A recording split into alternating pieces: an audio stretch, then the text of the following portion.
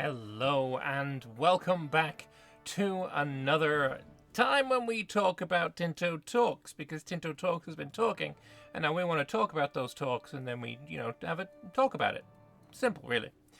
Before we get in, I would like to share with you a few of the maps that people have been making based on the map that we were shown in Tinto Talks number 10. This one here, I believe, is from Ponyary Wojtek, who we have seen his maps before of Anatolia, so he looks to have done a very, very nice job. Basically putting names to all of the obvious polities, but then obviously the HRE is the HRE, really. There's not much you're going to be able to do with that, because that's some heavy granularity. We have this one here, which is from Maxinator 10,000, putting some colors on, not really labeling them, but he's gone with White Horde rather than Golden Horde, and he's taken out the Chernigov. That's the two ones that I noticed quite immediately, but also really, really nice job. Here we have one from, who's this one now? I forget what everyone's name is. This one is from Nefets. Again, putting names to a bunch of the tags here. Done a little bit more effort onto the HRE, which is it's a task. It's certainly an task. We have this one from Bain Mela for the breakdown of the Irish miners, and then finally we have this one here by JD Sonical, who's just basically doing the borders that are visible on the Tinto Talk. So all of these mad lads, absolutely fantastic effort. I appreciate you, although I will say you've for some reason removed the Canary Islands and the Channel Islands, which were in fact shown on the Tinto Talk. Not sure why that is, but that's my little one critique. But anyway, as we know, Tinto Talks number 10 came out last Wednesday, and it was all about how trading and the market system worked. And it required a couple of read-throughs to really understand what was going on. And obviously people were somewhat confused, like this Gaji here. Tad confused about the markets after today's Dev Diary. He was wondering, markets versus local markets. These two terms have been used, but they don't mean the same thing. If my country is in market A, is my local market A? Local market merely means what market does this location, again the smallest breakdown of area, what location does what market does the location belong to? Stockpiles. The Dev Diary mentions that having a stockpiles build in the market.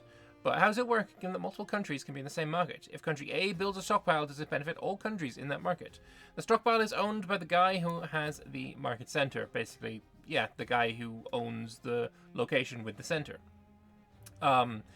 Does it benefit every country in that market? I believe it would do, based purely on the fact that all internal trade is done before external trade. So if there's anyone, if you have a stockpile of, say, glass, and you are in that market, but you're not the market leader, you don't control the stockpile, you'll still be able to get that glass before that glass is sold to a separate market. So you do benefit from having the stockpile, you just don't really have the control over it. Given the markets are location-based, how does it work when a country is in multiple markets at the same time? On the multiple market question, he doesn't understand what he wants to know. Basically, that was then clarified. Is stockpiling just not an option for the people who are not in the market? It's not an option. We knew that. Presumably, each location satisfies its needs from the market it belongs to. Yes, and sells to the market they are in.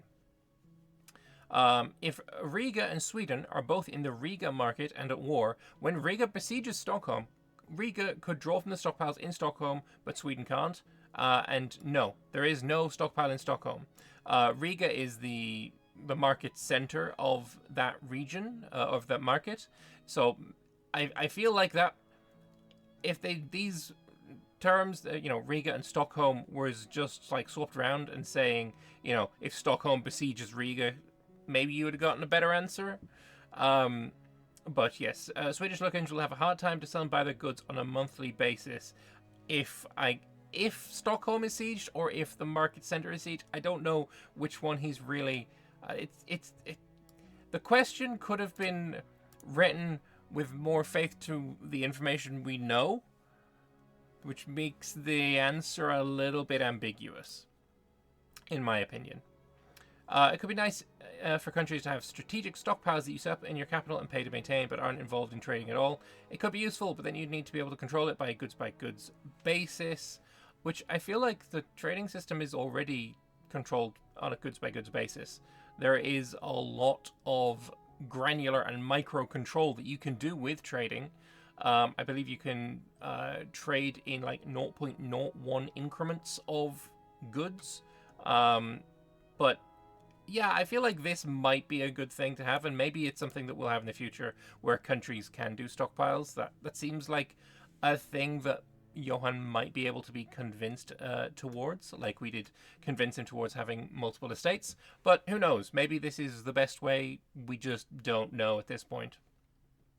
Maybe there could be a subset of goods that are considered strategic, like weapons and such, things that you can't produce locally and are important to warfare. Maybe that could simplify things. And when it enters the market, you're not guaranteed to get access to it if it's not your market center anyway. The largest power in a market is the one that, buys goods from the market first.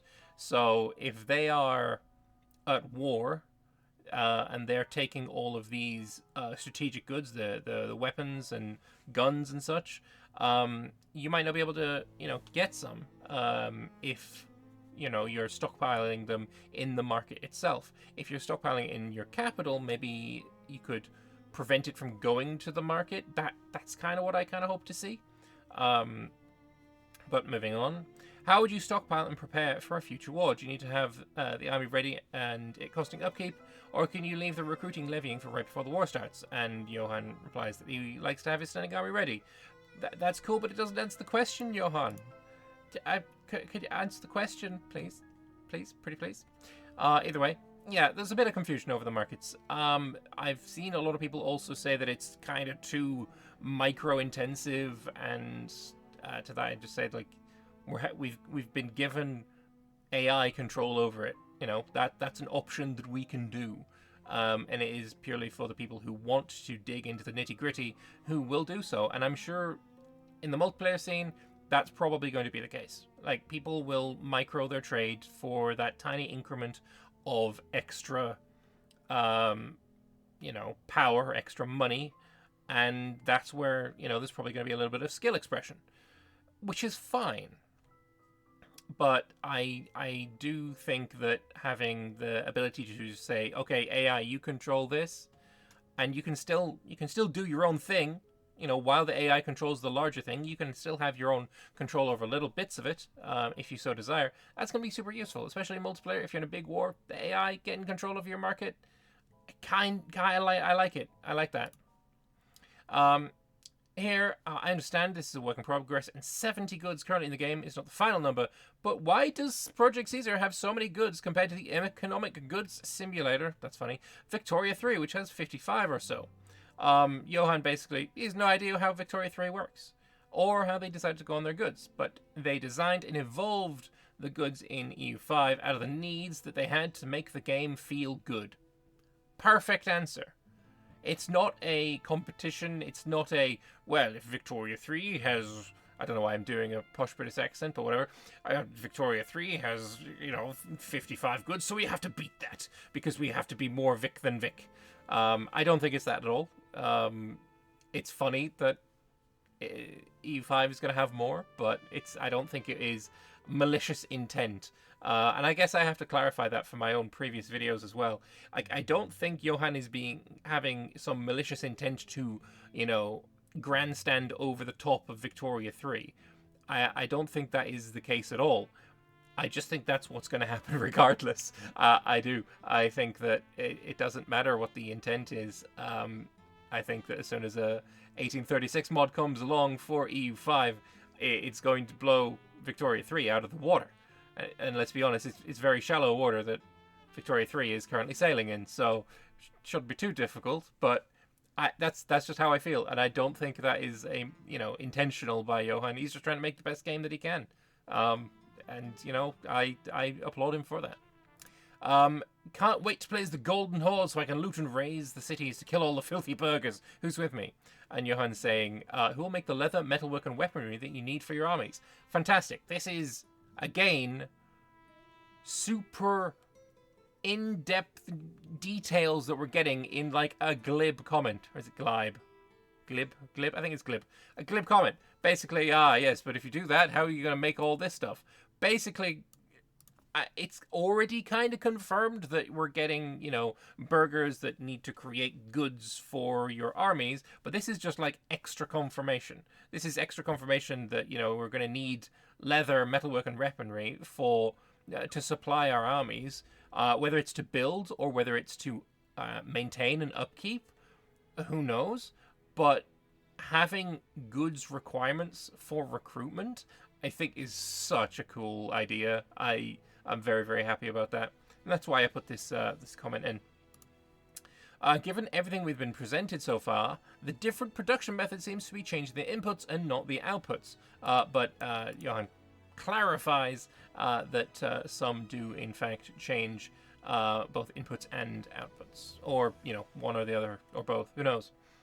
On Saturday, we got our second building, which is the marketplace, which also gives a lovely, juicy bit of detail. Of course, we know that it is supplied and worked by 500 burghers, that it can be upgraded, and the requirements for construction include glass. The tannery that we saw before was stone and lumber, I think in the same amounts, but the marketplace also requires glass. And we can see the modifiers as well. We got pop assimilation speed plus 1%. We got merchant power, merchant capacity, and burghers trade capacity. And this is going to be super important for your run. Merchant capacity means that you can do more trading. Merchant power means that you are higher up on the list of nations within your market when it comes to being able to import from that market. Because if you're in like third or fourth place, then those people ahead of you in market power or merchant power will be able to get the trades before you, and that might not be so good. A bit like the Victoria 2 global market system, which I kind of like. I'm not going to lie. I think it's pretty good. But it's kind of like that, just on a local scale. Fantastic. There is a little bit of dissent, a little bit of an angst, and a little bit of whinge about the idea of pop assimilation speed being in the game. And while Johan hasn't addressed that whinge, I'm gonna. This is still a game. This is still a game, and there will be things in it that are somewhat gamey. Having the ability to assimilate populations into your own culture is something that I think is important, necessary, and a good thing for the game. And I really don't care about you pointing out individual cultures that survived 500 years of attempted assimilation. I don't care. I seriously do not care. I would like the ability to convert my population to being a culture that I accept.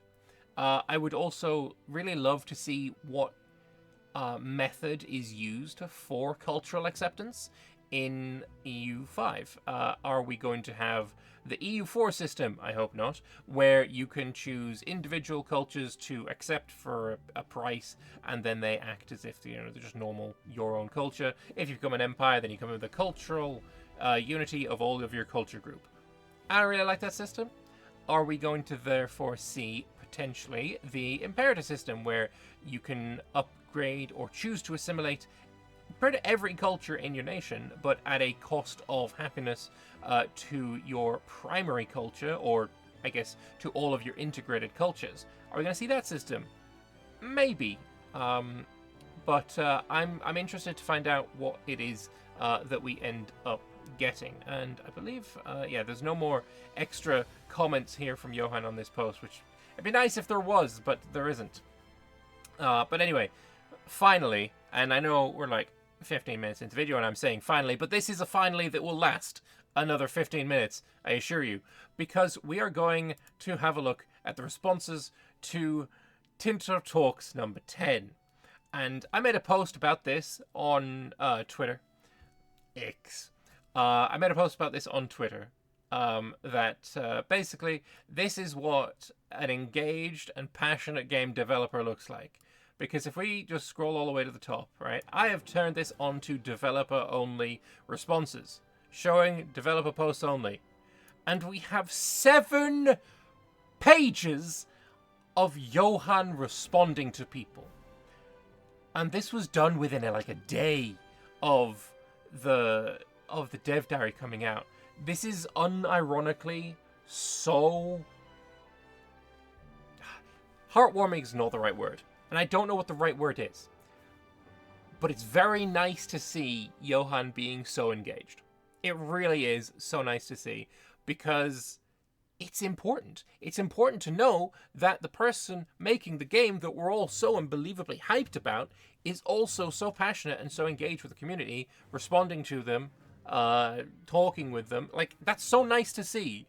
And I guess that's what Tinto Talks is all about, you know, having the developers respond and engage with the community before the game is even in a beta state, so that we can have an input and an impact, and have our voices heard with the game. I love that. I love that so incredibly much. I'm a big fan. But anyway, let us go and have a look at some of his responses, and like I said, there are a lot of them. Does this mean I can manipulate the market so that my lands fall somewhere in between 2 neighboring markets? In theory, it should be possible. And I guess it kind of is. I believe he does elaborate on it with a certain example later on, so I guess we'll wait until that one comes up. What's happening in Scotland? There is a civil war between Edward Balliol and a Bruce. He doesn't remember which one, and I didn't look it up. But there's a civil war in Scotland at the start of the game. That's interesting information. One of the reasons that I really like the 1356 start date of Mayo and Taxes is because there are a couple of pretty major civil wars that give you some interesting options at the start of your game. I think it's called the Brothers' War, if I remember rightly, in Sweden. And Mayo and Taxes calls one of them Sweden and the other one Sverige, which is the Swedish name for Sweden. To have that, or the Eric's War, something about Eric. Maybe they were uncle and nephew. It was a while ago that I looked into this. And then in Iberia there is the Trastamara Civil War, and in Brittany there is the, I guess, kind of offshoot of the 100 Years' War, where 2 Breton states are fighting each other, Blois and I forgot the other one. But yeah, civil wars to start the game. Interesting stuff. I hope they actually start at war as well. That'd be cool. But also, it does confirm that civil wars are countries that break away instead of just rebel occupations, which is also a really nice thing. Does Gibraltar count as a sound? No, it does not. By a sound, he means the sound toll. When trade goes through there, then you have to pay a little bit to whoever controls the sound. I don't like his answer. I feel like Gibraltar probably should be a sound, because if you stand, at the top of the rock at Gibraltar, you can see Africa on a clear day. It is not a very large distance between coast to coast. It is perfectly reasonable to assume that you can, blockade that and force people to pay taxes to you if they want to bring their trade through. I hope this gets changed. Then again, I don't know how historically did that happen, and the only thing I can think of is I don't think Castile or Spain owned both sides at the same time. Wasn't it Portugal that owned the African part of that strait? I'm racking brains here, but I can't remember off the top of my head.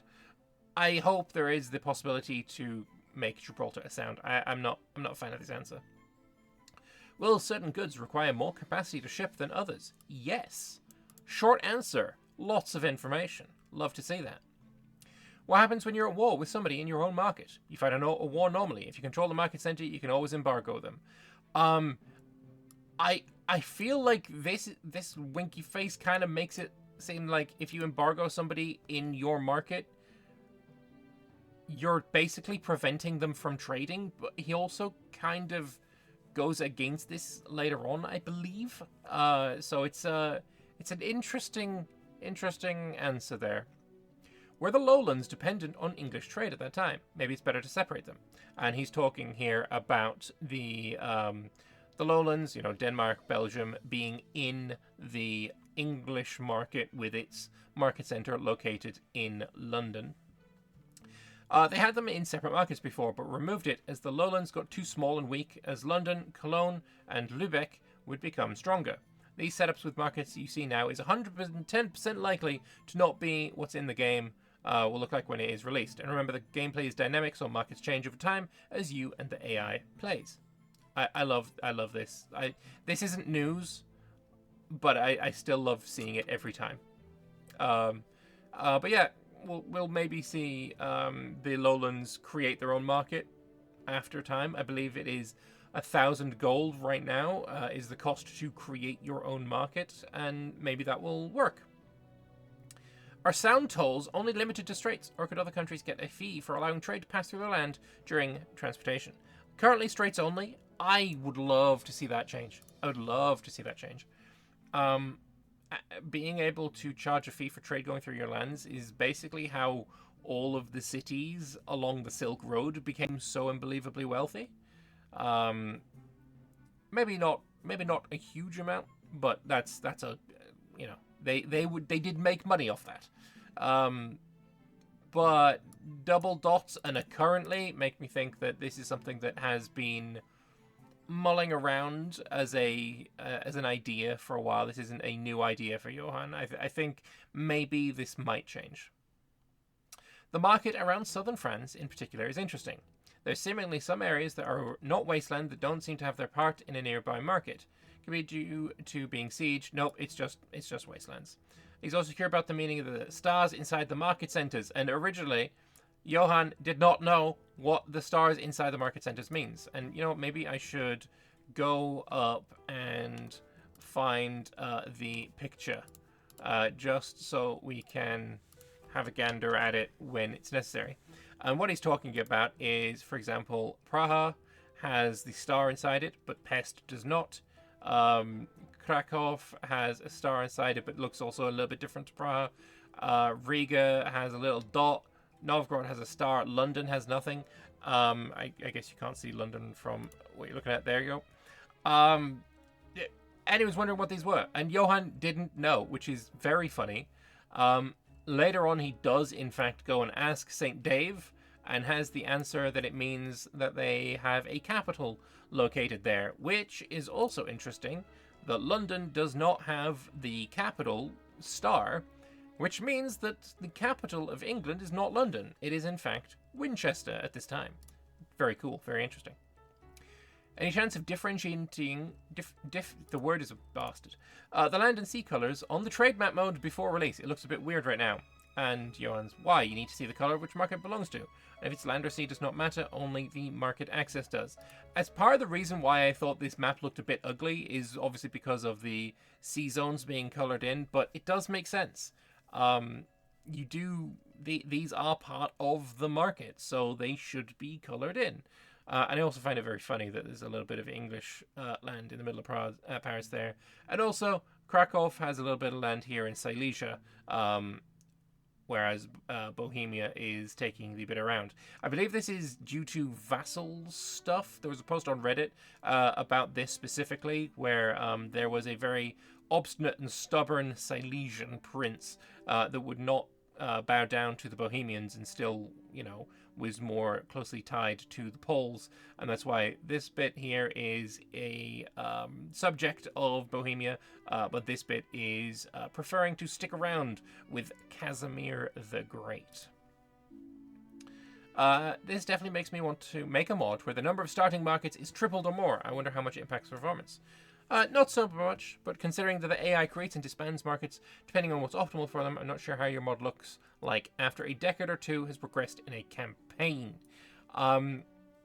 There was also questions about is it possible to have every single location in its own market? And while technically, yes, that is possible, it would be a horrifically bad idea because you would not be able to get all of the goods that you need to every single location. It's just not possible.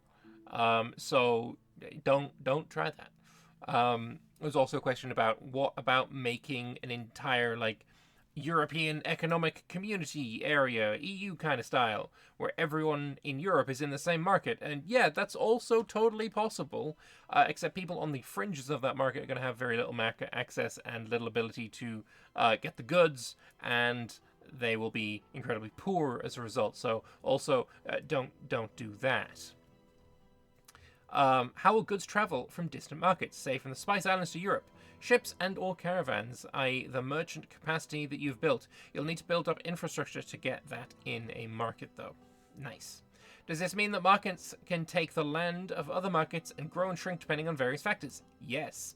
Again, we knew this, but I like it. I like it.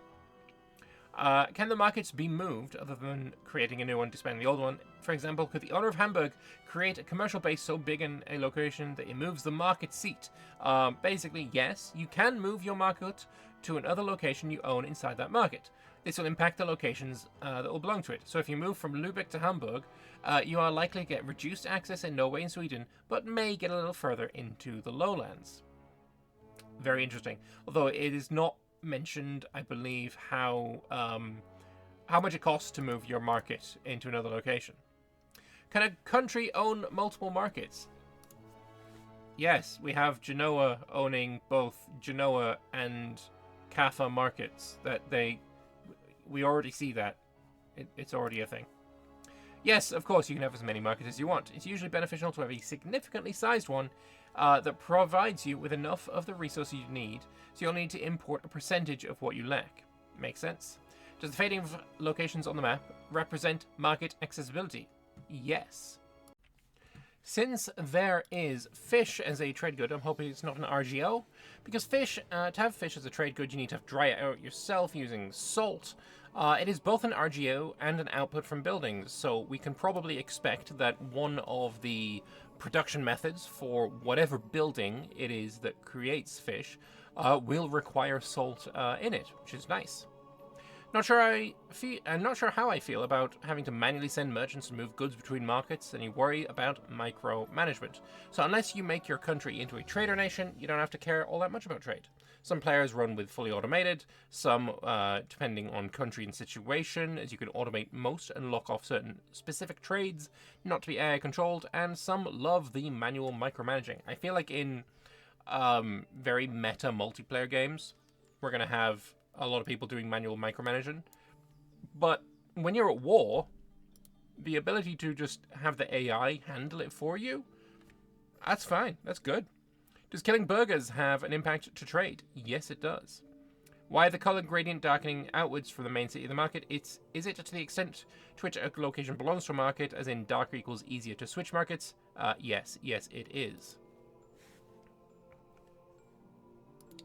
So, will trade goods chain across markets then? Like, if there is demand for spices in London market, will it try to buy spices from neighbouring markets, causing them to have an increased demand for spices? Yes, but you're also not forced to buy from the neighbouring market. Like, you don't have to buy from adjacencies. If you've got the range, you can import from Alexandria to London directly. But I feel like this is missing the point of the comment. He's basically asking, like, a Silk Node situation. Silk Road, where you could have trading going from market to market to market to market, rather than, only point A to point B. Can you go to, C, D, E, and F before you get to, point Z, basically? What happens if you are like Austria and your country is present in 3 different markets? Can you just take stuff from all 3 of them, or do you have to choose from one and trade from the others, like in EU4? Basically, this is what I was talking about before, where there is a better example of this. It could be a bit of a headache, as your country is split between 3 markets, which makes for things being at different prices. And if you need to use guns in Tyrol, but your gunsmiths are built in Vienna, and you need to trade them to the Venice market, but then again, Venice probably has more goods, and Tyrol has shitty connections, so we'll get goods first anyway. An Austrian player may probably want to eventually make sure they unify their heartland into one market. Very interesting comment. And also, confirmation, gunsmiths are a thing. Artisanal production seems to be a thing. I'm super pleased. Super pleased. Looks like burgers with their small-scale trades will remove a lot of the need for micromanagement. That and the automation as well. If I own a location outside of my own market, say I'm England and I own Taiwan, will that potential create problems? No. What problems would you potentially have? He does go into a better answer on this later on, and we'll get to that. He talks about the impact of Portugal owning Goa, so I'll wait until we get there before I really dig into this. Are there lower and upper prices for caps, like in Vic 3? Or do you really calculate supply and demand uncapped? He doesn't know how it works in Vic 3, but they do have a max and min price factor that depends on the current age. I'm not sure how I really feel about this one. I feel like having prices capped is fine, I'm not a problem with that, but having them change age by age is a little bit weird, unless it's sort of like a gradual change, like maybe 10 years before the next age starts, and 10 years after the age starts, that the price cap like gradually changes from that number to the other. I feel like that would feel better than just, oh, age change, boom, prices are all different now. I would like that a bit more. Am I reading it right? The markets will be dynamic? Oh my god! Yes, they are. Well, markets have to be adjacent to be able to trade with each other. You do not have to be adjacent to a trade. Will you be able to found multiple markets within your empire? Yes, you can have multiple markets in your country. We already know this because Kaffa and Genoa are both owned by Genoa. Will the trade regions be the same as continental regions? No, there's no need for that because markets are dynamic. There's a thing I really hope is possible, to be the middleman. I really hope you can be a trading empire just moving goods from place to place. And that having control of the mouths of rivers like the Rhine and Danube is amazing, letting your trade far inland with the goods that you acquire across the world. And yes, that is one of the player fantasies that are possible, getting rich from trading X from A to B, which is basically the answer that we were looking at up here somewhere, but written better. Like this is I love this. This is good. How will army battles work out? Will it be the same as EU4? No. We don't know what they're going to be like. We already know that we're going to have, next week's, or I guess in a couple of days' time, there are going to be a dev diary talking about levies, professionals, and mercenaries, but not about how battles work. We don't know if there's going to be dice rolls. We don't know if there's going to be combat width. We don't know any of that stuff. So how it works is going to be different. How different? In what ways is it different? No bloody clue. We'll find out. How is the market access of a location determined? Transportation cost from roads, water, terrain, etc. Is it going to be viable long term to empower one's burghers and leave the trade mostly to them, or is it designed or intended that you should centralize trade in the crown? Otherwise, you're handicapping yourself severely. So the goal is having the crown controlling trade as directly as possible. As I guess this means burghers controlling it is less profitable. A bit of Swenglish going on. But initially I was like, but I don't want to have control because that's, I want the AI to be able to handle it for me in cases where I'm at war. But this is not a case of, it is better for the player to directly do it themselves. It's better for the crown to have it. You can still use all the automation tools when it's owned by the crown. But having the crown controlling trade directly, good thing, rather than having it from the burghers. Though I imagine some countries are probably going to do just fine with a strong burghers estate. Will it simulate a Silk Road trade route? Yes. The market is really just a market city. Then I'll capture locations around it based on its influence. So how big the market becomes will depend on how many other markets are near. Yes, and there are buildings that can increase your power, plus laws and privileges and other things that increases it for you as well. Fantastic. He wrote it twice, so we don't need to worry about that. Will massive devastating wars between multiple AI affect trade for the player? If a player's economy is tied heavily to trade, will conflict between the other nations affect the player negatively? Yes. It's not fun to see the cities you import goods from be ravaged and not be able to restore their output for many years. I love this. I love this so much. Because, let's go to the map a second. If you are, let's say, Venice, and you are importing a lot of goods from, say, Constantinople, Um, are you going to be very happy when, the Roman Empire is crushed by Bulgaria or the Ottomans or any of that kind of thing? Constant war in Constantinople trade market for years on years on end. It's going to disrupt the amount of trade that you're getting from them, which is going to negatively impact your economy. So Venice might be incentivized to partake in that war to stabilize the region and get trade flowing again. I love that. I love having economic incentives to involve yourself in conflicts. It's great. Civil wars are countries now? Yes, they are. Given that there is a trade range, does that mean that some goods like silk will be moving from market to market to get to end purchasers? If markets in between are disrupted or trade links interrupted, will a good try and find alternate routes to end markets? So each trade is between two markets on a path, but it doesn't really answer the question. I feel like the question is, what happens if that path is disrupted? Will the trade try and find a new path? That wasn't really answered. This guy's talking about the civil wars being in countries, saying that it's CK3 and Vic3 did the... No, you guys, stop taking credit for shit that isn't your idea. This is Imperator, and this is not the first time I've had this kind of thing come up.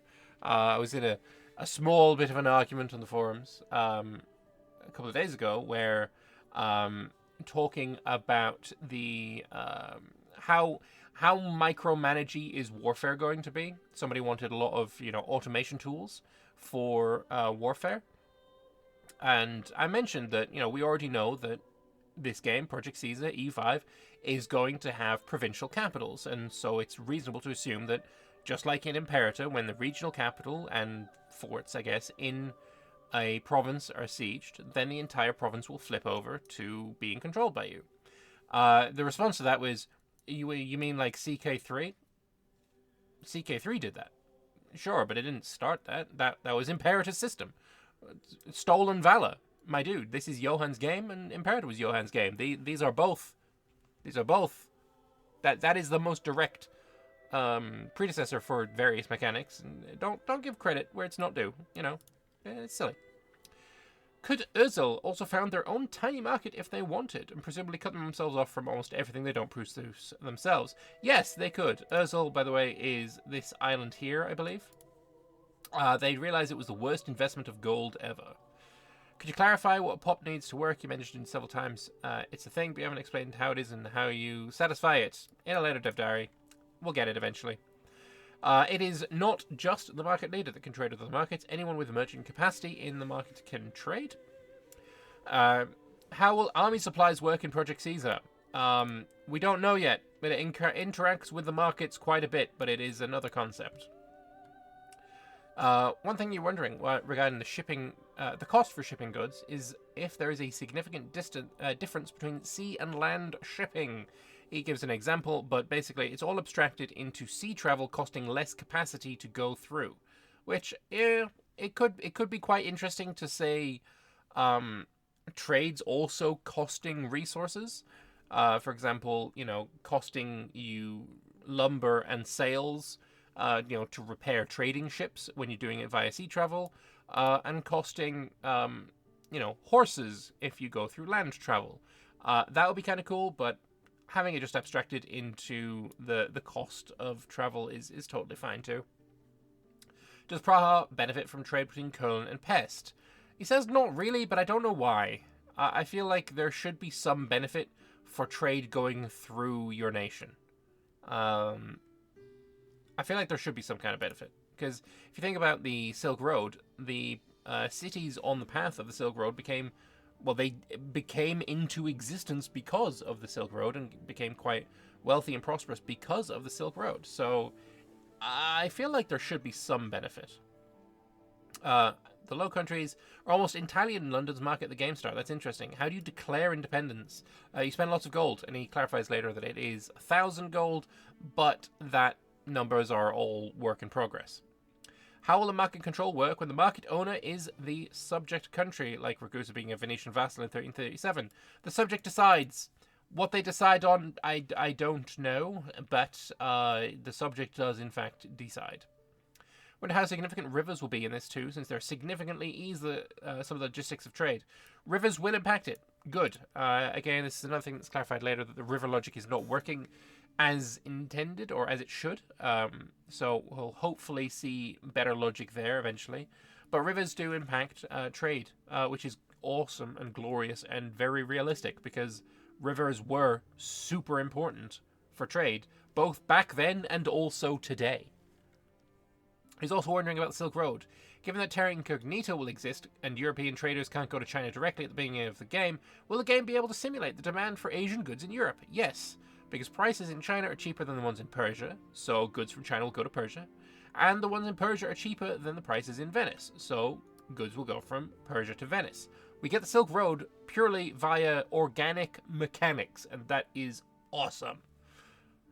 Will the market owner be able to set the export caps for certain nations? No, because trades happen after internal demands, not before it. So all the internal demands are satisfied. The leftovers can then be traded, which is good. Very, very good indeed. If my country is located on the edge of a market so that my locations have very low market access, can you create an independent market on your own to improve the market access? Yes, you can. Is it possible that I've created my own market, but due to the strong attraction of the nearby market, most of my locations will be forced into that market again? Also, yes. You also mentioned that trades must always physically pass through two localities. In the example you're given, this is Riga and London, two market centres. But I presume the way that you phrased it, it isn't always the case, and that it's possible for a trade between Riga and London markets to go through Reval and Hull. Basically, it goes through whatever the closest path is between the market centres. So British imports from Canada and such may likely enter through Liverpool. Swedish imports from outside the Baltic when they form their own market would most likely enter through Göteborg, which is like here. You are a great power, like, I don't know, France or the UK, and you're so much powerful and everyone wants to trade with you. Is it possible that your trade region could be way bigger than the other? Like later in the game, and for example, colonies that want to trade or be part of trade regions of their overlords. Something that's overseas is very, very unlikely to be a part of the London market. So, there'll be a New York market or a Cuba market or something like that. It would be hard to even get a conquered and integrated Lissabon, I'm not sure where that is, to be a part of it. Can markets snake into others? Not really.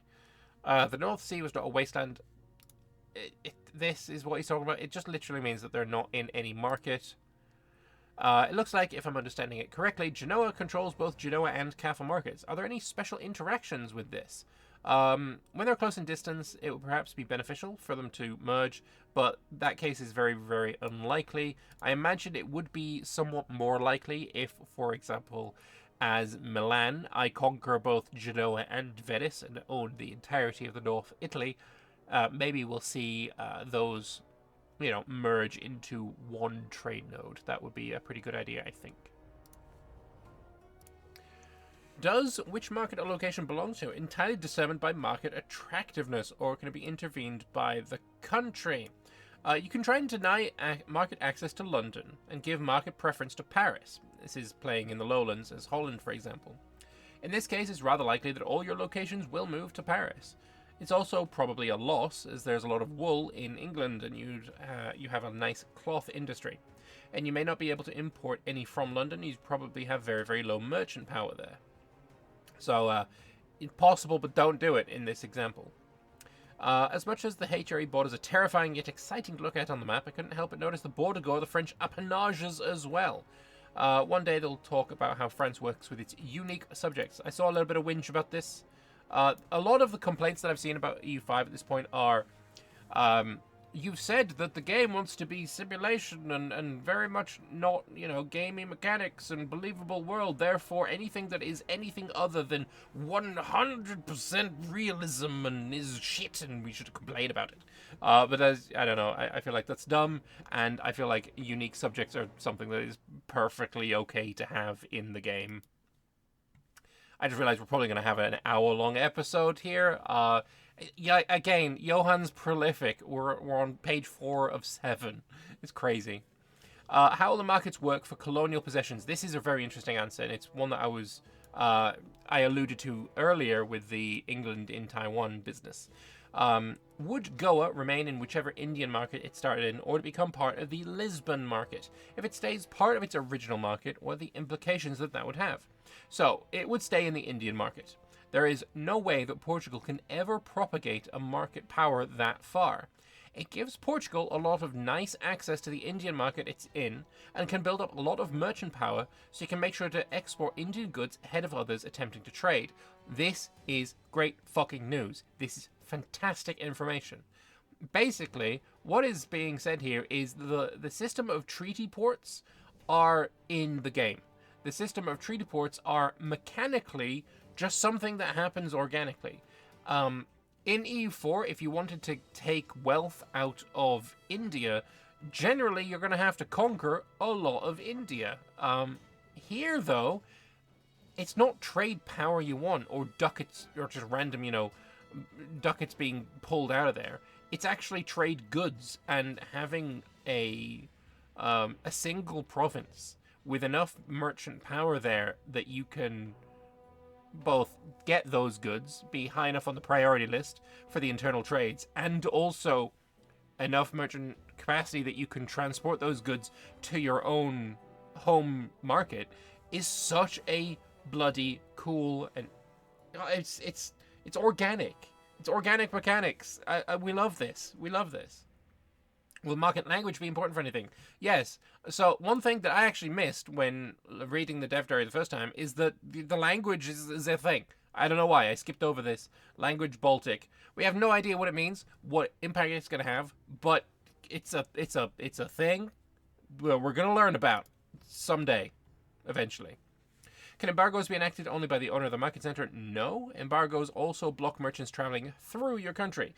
It can make trades more expensive in capacity required and maintenance paid. This is really interesting as well. This means you can do a form of economic warfare. Say, for example, you are playing as, I don't know, somebody in the Köln region. Say Paris has a lot of trade with somebody up in the north of the Köln region. Like I don't even know who's here, like a Mainz, like a Hesse, something like that. And trade flows through your country. But you're allied with England, who've just gone to war with France. If you blockade Paris, if you blockade France, that trade is going to have to take a detour and go through a more expensive route, which will impact their economy without you even being in the war. So you're helping your ally in their war without actually going to war. Really interesting implications. Will Project Caesar have the old functionality of EU4 and Vic 2 where you could hit F10 or F12 and print a screenshot of the whole world map? Yes, it does. Fantastic news. What will happen when the center of markets gets ceded to another country? Not much. Some locations may swap markets and you may lack some stuff. Is there a way for the player to route the trade? It always goes through the shortest route. So you can indirectly, but you can't choose exactly. Just manually.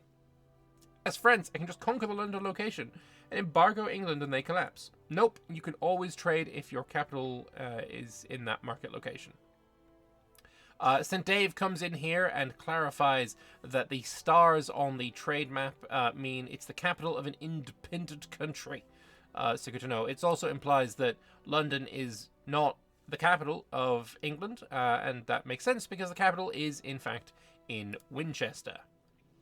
I wouldn't want a total change or differentiation. He's talking about the color of the sea tiles. He wants them to be different from the land. But they already use shades for market access, so it makes no sense to change that.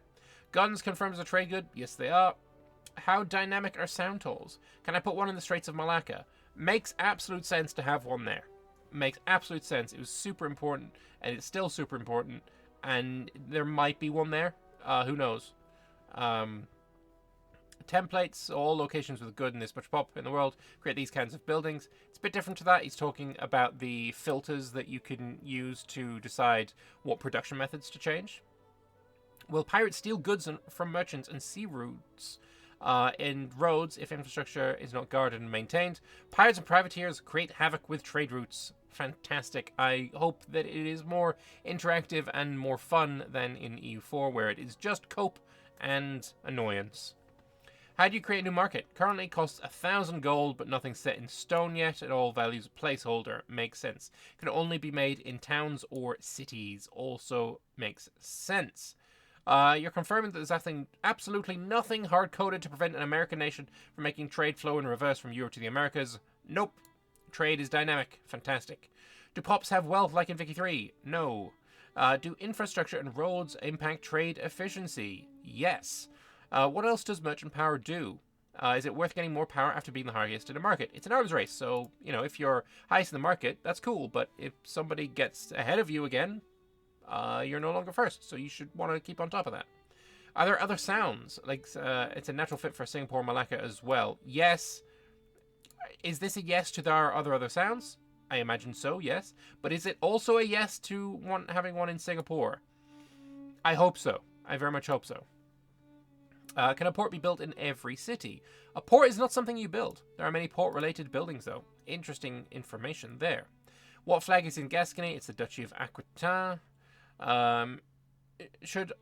Basically, Steel Chill here is saying, replying to a comment saying that Praha should be called Prague. And Johan basically saying, nope. So that's good. Owning a market means owning the location of the market center. Yes, and that is in fact the case. A hard max and minimum on the price caps. Depending on age, feels very gamey, but it made the game better. So that's what's more important to me. If you're war with a country in your market, they'll be more likely to leave and look elsewhere to trade. For example, Scotland trying to join the French market if England declares war on them. As too low market access really, so not worth it. But will it change? Will it change your market access if you're at war with the market leader? Who knows? So if my merchant capacity is, say, 3.57, does it mean I can only export and import roughly 3 to 4 types of goods? But no, you can trade, like, minuscule numbers as well. Lots of decimals going on here. So that's great. You can transport as many different types as you want as long as you transport as little as possible of them. So, but yeah, build more infrastructure for more capacity. I'm kind of curious as what like the average capacity for trade you would have as, say, England in the year 1600. Be nice to get some rough numbers on those. Put aside the considerations around multi-state markets, and assuming my country is large enough to accommodate a market of any size, it seems like the trade-off when deciding how to place markets is a smaller market does not have as diverse array of goods, and a larger market sees market access drop off on the fringes. But yeah, those are the main considerations. Are the black part of the map censoring some super secret stuff? No, it just means that they're not a part of any market. Will there be any mechanic bound to trade node language? Yes. What? What is the mechanic? I want to know. The icon for food stockpile is reused icon, but it's placeholder. Will the deploy option for sound toll exception be made available in peace deals? Yes. Fantastic news. I would love to know what other peace deal options we have, because they are quite limited in EU4, and having more interesting options are, it's something I want to see. Going to war with Denmark and forcing them to give you a sound toll exemption, it sounds like a pretty decent, use of your warfare if you're trading a lot through there. If you own a province, you can manually transfer the market it's in, or does it happen dynamically? It's all dynamic, depending on factors you have some impact and control over, like diplomacy and infrastructure. Perfectly nailed it. If England establishes colonies on the American East Coast, they would form their own market. They're too far away from London. You get the impression that each country will have capped merchant capacity with negligible maintenance. Capacity depends on what you've built up, and the cost of capacity for goods depends on the distance. This guy wondering about, you need to be within your trade range, but Portugal had presence in Flanders. Well, yeah, Portugal can reach Flanders in the start of the game as well, so don't worry about it. Why do certain parts of England that are equidistant from London have different accessibility? Because they have different accessibility based on the proximity to the market center. If I open this just to show you, basically all along the coasts of England here is got decent capacity compared to the internals because the trade can flow out into the water. But moving around Inside, it depends on terrain, on roads and rivers. And if you think, oh, but this part is quite dark and it's closer than, say, here, well, yeah, because this area is horrible marshland. So, yeah, all of the capacities and such here do make sense, at least to my understanding of England. Will rice be separate from sturdy grain? Yes, it will. Surprise, the engine can handle the demand and supply for 70 plus items. So this is a system that was designed from the ground up to be parallelized properly, that is, using multiple cores on your CPU. The entire economy update handles all POPs and all buildings, production, trades, and purchases, etc. etc. Words. Really happy with the current performance. Awesome. Awesome to do. Awesome to know. I love that, and I really hope that it is the case for everyone on release that they're able to run it. Is saltpeter a good? Yes, it is, in fact, and good. Since trade will need to trace a path, will there be a neat map mode to see all the trade routes? If you have a market selected, you will see all the exports and imports as it is nice animated arrows on the map. And I hope these arrows, like, follow the actual pathing as well. Like, if you're trading from London to Praha, I hope instead of seeing, a bird's eye, as the crow flies arrow going this, like here, I hope instead you see, the trade going up through the water, then, dipping in through, is this like the Elbe River, going all the way down wherever the Elbe River goes, and then getting to Prague? I hope we see something like that. That would make my day. I think that would be fantastic. Also, when creating a trade, the map mode colors all the possible markets green, and the outlines the possible path on the map, depending on which market you have the cursor over. That's awesome functionality. I love that. How much will geography affect trade routes? Like rivers have a fair bit of impact, but the river logic is not great yet. But hopefully it gets better before release. Can anything change the city which controls the market? Or is it meant to be modeled by somebody establishing a new market and competing for market size? That's creating a new market, or you can move it if you own it. It makes me wonder, if you are, for example, Riga here, will it be more, or will it be cheaper to make your own market, which would be Stockholm market? Would it be cheaper at Sweden to create a market in Stockholm and then compete for parts of the Lübeck market, parts of the Riga market? Or would it be better for you to go and conquer Riga and then manually move the trading market center into Stockholm like that? I don't know. I imagine if you do that, then of course, the communication efficiency calculations will change. You'll probably take a bit more of the Lübeck market, but then, Lithuania here will be split between Krakow, Kyiv, Novgorod. I feel like that might be the case. But yeah, which one will be cheaper? Who knows? Maybe situational. So the goal is completely wasted, and after some time, your main market city also moves back to your previous market. This is about what happens if I create a new market in a place that doesn't have enough control, and the land will dynamically move back into other markets. It will not disappear, but it will be at least in one location and maybe its neighbors. Makes sense. How and when a market's destroyed, it's a decision by the country owning the location and the market center it's in. Again, if we want to go back to the map, say you are playing as Denmark. Say you've already stolen the Lübeck market and you have placed it in Hueland, and you have basically the Hueland market, roughly the similar borders. Say you want to piece the pie of Riga. Go conquer Riga and then delete this market so that your market is now going to stretch further into Sweden. Of course, you'll probably lose parts of Lithuania again, but if you're very maritime, you've got a lot of maritime presence, your control will probably stretch at least to Ursel. Is that going to be a way to go about things? Say if you're London, say if you're playing as England, and you are in the 100 Years' War, and you manage to conquer Paris, you take a snaky peace deal, take Paris, is it then going to be possible to just delete the Paris market and have all of Paris market be gobbled up by everyone that's near it.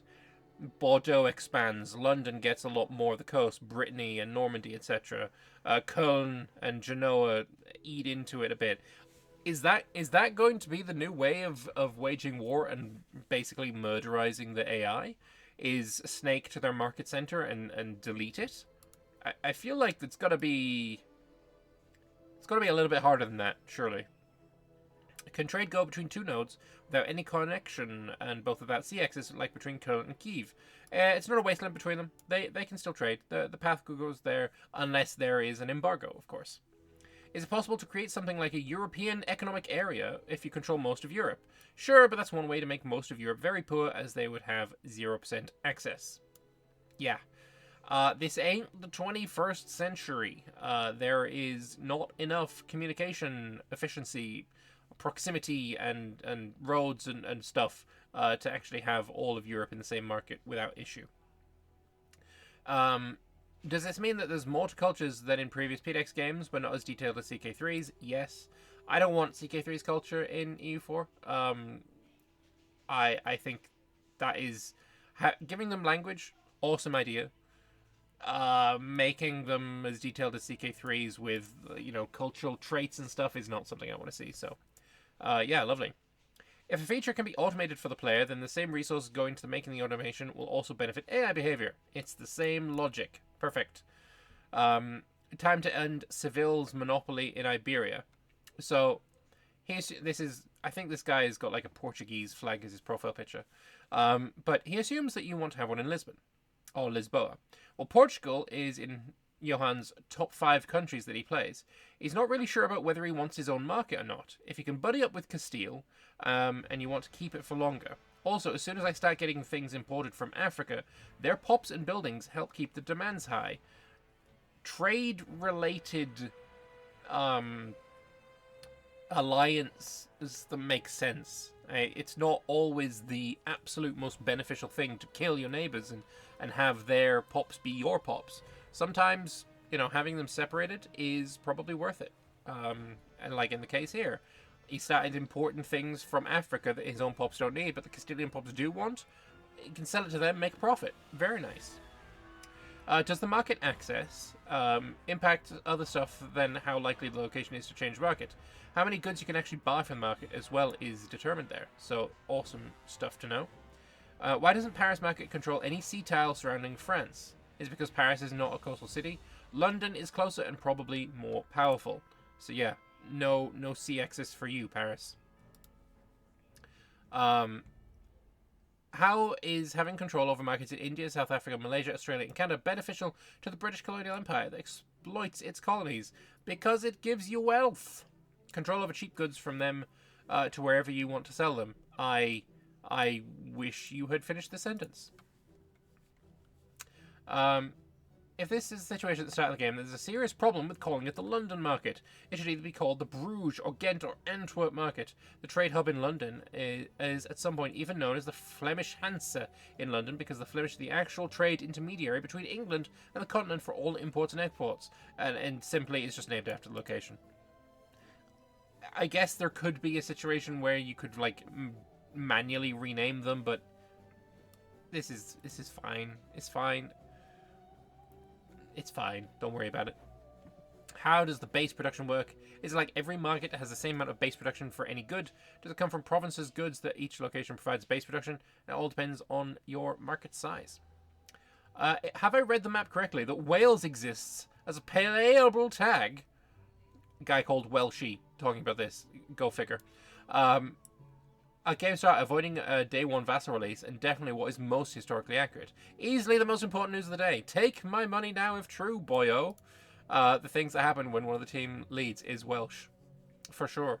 I mean, it's kind of the case that we saw in a previous dev diary, that tulips would probably have been a trade good if the studio was located in the Netherlands. Or if there was a Dutch man or woman on the team.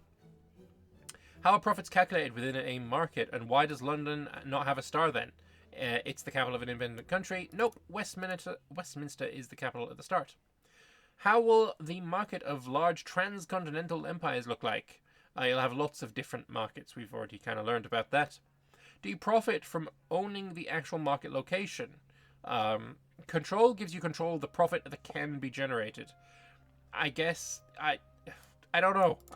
I feel like I need to learn more about how it works to know what. I mean, you have control over the stockpile, but I don't know what having control actually gives you. I don't know. You have control over whether you want to delete or move the market center, I guess. But, yeah, I don't know.